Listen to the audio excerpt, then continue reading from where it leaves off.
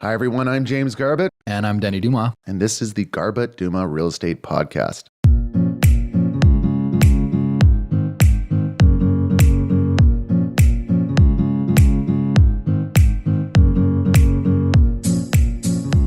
This is 10 due diligence steps to buying a detached home in BC real estate. So I want to cover the due diligence that I like to do when buying homes, and I feel buyers would value from this, and I also feel a lot of realtors would too. I think there's a lot of scenarios where people are buying homes and putting themselves at risk, which is normal. But there's ways that you can navigate these waters with a little less risk and a little more certainty. So let's start with number one, step to buying a home. One, find out how much you can afford. As in any process when it comes to buying real estate, is get a pre-approval from a mortgage specialist. And that's an obvious one, but recognize that a pre-approval is not a firm approval. So if you get a pre-approval, they still need to approve the property, and they will likely send an appraiser in to approve the property. So if you get financially approved and you put an offer on a home and you don't put a financing subject in there, recognize that you are taking on some risk, even if it's within your price range, and make sure you have a clause in there that allows access for appraisals. Step two, Denny. Yes. And this geared more towards realtors, but in busy markets like we experienced early in 2020, who knows what's going to happen now moving forward, but if you're writing competitive offers in multiple offer situations and you're potentially taking that financing subject out, make sure you're adding or leaving in the part of that subject that says you can have access for appraisals. Appraisals. Usually, in some cases, there's more than one appraisal. If your buyer's shopping rates, different banks could send appraisals in. So making sure you are adding that term or leaving it in the contract if you're crossing out a financing subject. Number three, property disclosure statement. Oh, this is number two. Sorry. Number two. Property disclosure statement. This is something that in most cases is provided by the seller. And just going through that in detail, going through with your purchasers, finding anything that is out of the ordinary. In older homes, the oil tank question is a big one. So just kind of going through that with your purchaser. Yeah, and recognize property disclosure statement is usually incorporated into the contract. It is a liability that you can keep the seller accountable for. So if you notice errors in it, from maybe if you get to the inspection and you notice certain things weren't disclosed properly, make sure that disclosure statement is accurately disclosed. That is your fallback in case they misrepresented the property in any way. The other thing on a property disclosure statement is the date is important. In some slower markets, sellers will use the same property disclosure statement if they've been on and off the market for a few months. So asking to have that date updated or to fill out a new one, I think is important, as if they've been on market or on and off the market for 6 months, a year, like happened in 2019, things can change in that year. So just making sure that that is up to date. Number three, title search. So the title search is I don't know if that's going to pick up there. We have a title search is important because if you're buying detached properties, particularly older ones that are maybe well underdeveloped for the current zoning, maybe it's a small old house on a big lot, it's important to know the easements, right-of-ways, covenants, anything that could affect the future development of the property. That's from a redevelopment standpoint. There's also other things that can be untitled that could affect the sale. If there's some sort of legal action on a property. There's a number of scenarios here, but title search for one, and a typical scenario that we run into is understanding the easements, right-of-ways, and covenants in case you want to do renos one day. All right. Oh, you know what? I lost my notes. Number four. Requesting a survey. Yeah, site survey. This is something that most sellers of older homes don't necessarily have. You can check in with the city to see if they have a copy. Usually those surveys are going to be dated and not up to date enough to use for future potential, but requesting. Yes, and a site survey just shows the orientation of the property on the land. And, sometimes if you're buying a very old home, you can have encroachments. You can have properties that are too close to the neighboring property or even cross the property line. So it's important to know that before you get into it. And don't expect everyone to have an up-to-date site survey. Usually the only individuals or sellers that would have an up-to-date site survey is someone that's gone through a recent renovation or redevelopment of some sort. If you're sitting on an old home, don't expect the seller to have an up-to-date site survey. So that is number 4. Number 5, I'm going to say go to City Hall. I always like to place a call to City Hall. One, I phone the building department to ask if there's any open permits. I like to know the zoning. I like to confirm zoning. I like to confirm what's going on with if there's anything on record for that property or in the surrounding neighborhood. I just want to know what's going on. It would be devastating to me if I had a buyer buy a home and right next door they put up a tower or something like that. All right, that was number 5, I think, or number. Well, the other thing to ask at City Hall is also to confirm lot size. Survey will do that. Usually the tax report will confirm lot size, but asking the city to confirm it as well is just kind of like a triple check. Oh, and I should clarify permit history, particularly with older homes. A lot of cities have them on record online. It's good to pull all those permits, but in addition to that, I just personally like to place that phone call to confirm that there's nothing else.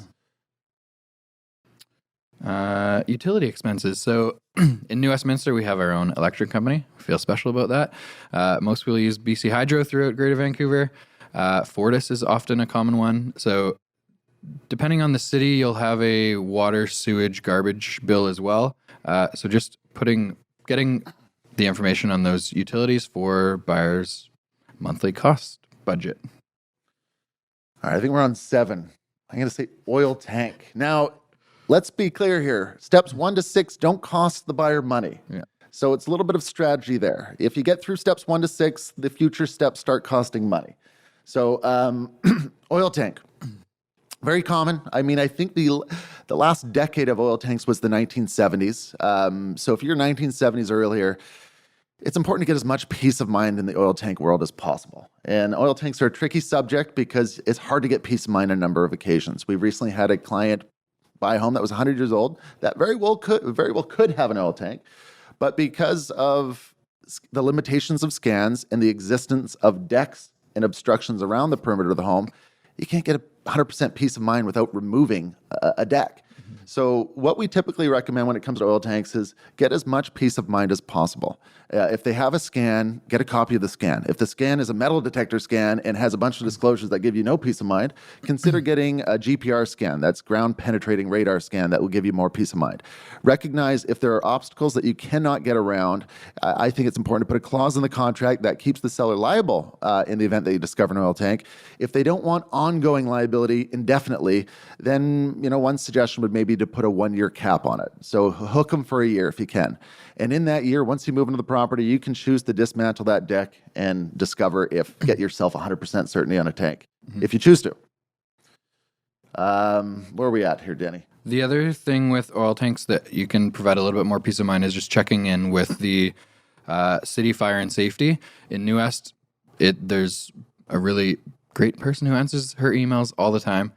So I know Jamie likes calling, just asking specific questions to New West Fire, but you can also ask for an email or over email, and they'll provide any documentation they have regarding oil tanks installed, oil tanks removed at that property. Well, geez. I think it's important also to mention some unique scenarios that could happen. Oil tank removal has got a lot more thorough than it previously was. So nowadays, you remove a tank, you have to pull a permit, you have to test the soil around it. Soil testing is a big factor in the tank removal process because that's where the cost can come up if there's contamination. A number of instances I've found the Fire and Safety Authority, every city does this differently, but the authority that keeps track of this. And if a tank has been removed in, say, 2000 or, the early days where they show record of a removal, but they don't have documentation of remediation or testing, that can be just as problematic. There's some lenders that I've run into lending issues when there was evidence of a tank being removed, but no evidence of remediation or soil testing. So just recognize that getting peace of mind that a tank is removed without the extra documentation of soil testing and remediation can, in some cases, be more of a liability because there was evidence that there was a tank there. And so when you have evidence of a tank being there, that triggers the potential need when you pull a permit to get peace of mind on contamination, which means soil testing. And I think, like for a typical home, I think you're looking at about $2,500 for soil testing.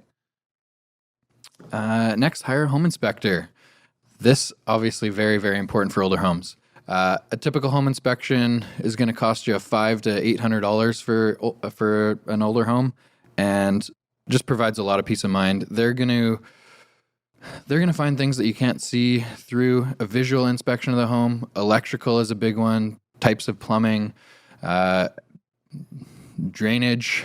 What else? Oh, geez. Well, when you're going in, well, they're going to look at everything. The thing that I get a lot of value out of home inspectors, particularly when they go up, like aside from finding moisture and finding like especially the moisture meters and the heat radars where they can tell if there's insulation or not.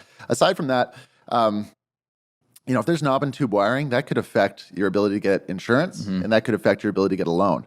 So the next step after home inspection is home insurance, but the results of the home inspection.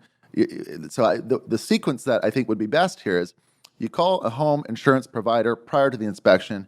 They're going to ask you a bunch of questions about the home. You take that list with you to the inspection, and you ask the home inspector there. So when they ask you, the percentage of what type of plumbing it is, what is the wiring, what are the percentages here, or any other questions that come up in that home insurance questionnaire, it's great to get it from the home inspector.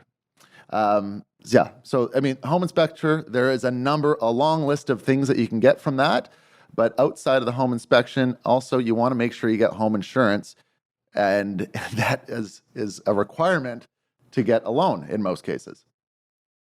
So where are we at, Denny? So we have home insurance. Okay, there we go. All right.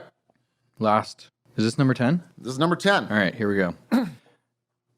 Oh, me. You're going to do it. You're going to do it. Confirming items included. So it's important to write into a contract anything that you want or do not want included in the home. This can be built-in shelving, TV mounts, could be furniture in some cases, but it's important from a buyer's perspective to specify those things early rather than be shocked on possession day that something is gone or is there that you did not want. And there's difference between fixtures and chattels, but there's certain gray area there too. There's certain items, like a TV mount's technically a fixture. It's fixed to the wall. A lot of mirrors over sinks are fixtures. A shed in the backyard, that could be either way. If the shed is built into the ground and attached to the ground, that's deemed staying. But if it's just sitting on its own free weight, I'd write it in. But when we're talking about inclusions and exclusions, the common items are appliances and window coverings and those type of things. But even if it is a fixture, whether it's a special light, whether it's a TV mount, whether it's a shed, whether it's a real fancy mirror, I find it's better just to write it into the contract so there's no gray area. Yeah. I've run into some scenarios where a seller's plucked mirrors above sinks, or taken things that were unexpected because they weren't written in. It is hard to get it back. Totally. You've closed on the deal. Any seller that does that doesn't really have any intention on giving it back. But I feel that they'd be less likely to do that if it was written into the deal. So just in general, if there's anything gray that is important to you, built-in cabinetry, whatever it is, wall units, even if they are fixed to the walls, if it's just you want to make it clear, write it in. I agree. And if we're going to talk, so those are like the 10 things. And if we're going to talk on some rare items that could come up that could affect someone buying a place, surprise them after, it really comes down to the financing in most cases. It's the deals that I've had in the past where a buyer has come into some sort of situation that could have impacted the closing after subject removal has usually been related to financing. And an example of that was when, as I mentioned, when they couldn't get peace of mind for a lender that the soil was remediated. That was one instance. Another one was when an appraiser appraised an old home and gave it a short lifespan left. So when you're buying a really old home and an appraiser says this has a 10 to 15 year lifespan left on it, try getting a mortgage with a 25-year, 30-year amortization. it's not going to happen. It also may cause a lot of mortgage providers to say, no, you can't put 20% down on this one. This one's a 50% down. So when it comes to really old homes that are more land value, appraisals can affect the loan. But overall, all of these items that we're talking about could be done before offering, and it's a lot of work, but in a hot market, if you have to put a subject-free offer in and you have a listing agent and a seller that's willing to accommodate these access points, in theory, all of this could be done before offering. It just means you're going to be out of pocket without knowing that you're going to own the home. So I think that's an important note, is a lot of buyers feel that subject-free is a lot more risky. It probably adds a little bit of risk, but at the same time, you're just doing all your due diligence prior to the offer. So like Jamie said, you're going to be out of pocket a little bit going into the offer scenario, but it's not that you're subtracting due diligence from purchasing the home. Yeah. That's all I have, Denny. I would say if you have any questions at all, our team would love to help. 100%. This is what we do. We sell a lot of homes, from new ones to old ones, and we know the different eras and the different issues at different eras.